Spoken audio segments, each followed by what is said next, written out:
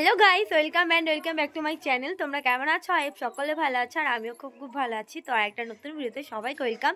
তো কালকে তো আইব্রো ভাত হয়ে গেছে, তো আজকে হচ্ছে গায়ে হলুদ আর এখন বাজছে সকাল 7টা। তো চলো এরপর কি করতে থাকি সবটাই তোমাদের সাথে শেয়ার করবো।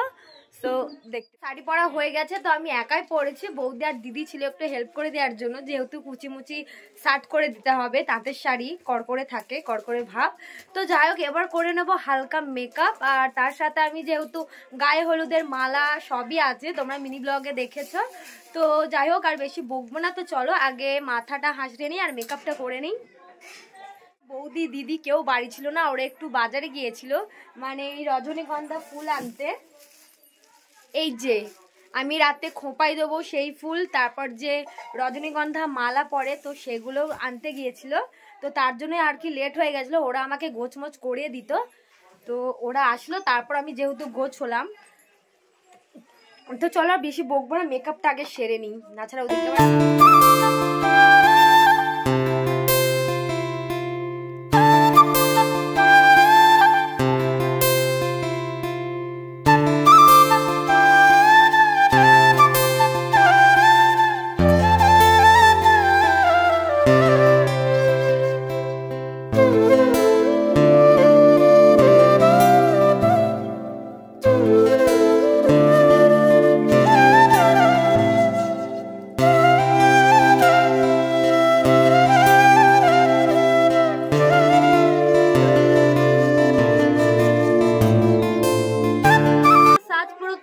ওদিকে আমার শ্বশুর বাড়ি থেকে লোকজন চলে এসছে আশীর্বাদ করার জন্য। আমি তো ভীষণ তাড়াহুড়ো করেছি, ভীষণ কি বলবো। তো চলো এবার বাইরে যাই, তো দেখি বাইরে কি হচ্ছে। এত তাড়াহুড়োর মধ্যে মেকআপ কি হয়? তো যাই হোক, বেশি বকবো না, চলো।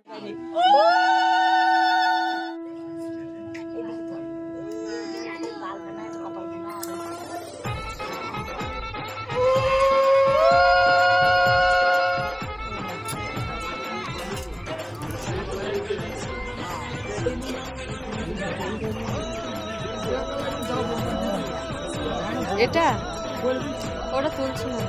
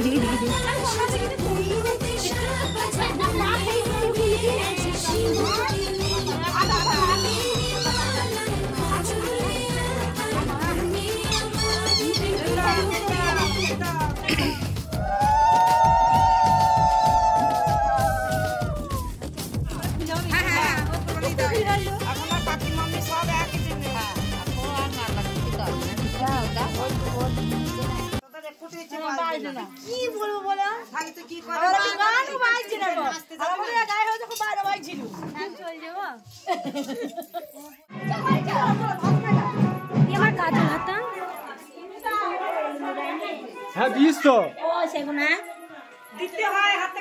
তারপর চলে আসলাম বাবার কাছে আরও নিয়মকানুন সারতে। তো এটাই লাস্ট, এটা হয়ে গেলে চলে যাব জল সাজতে, যেহেতু অনেকটাই বেলা হয়ে গেছে। এখন বাজে প্রায় 3:30 বাজছে, আবার বাড়ি আসতে হবে যেহেতু রাতের মেকআপ আছে। তো বার হয়ে পড়লাম, প্রথমেই গেলাম আমাদের আশ্রমে, গিয়ে ঠাকুরকে নমস্কার করে আসলাম। ঠাকুরকে নমস্কার করে তারপর আমাদের গ্রাম ঘুরে। তো ভিডিওটা পুরো দেখতে থাকো।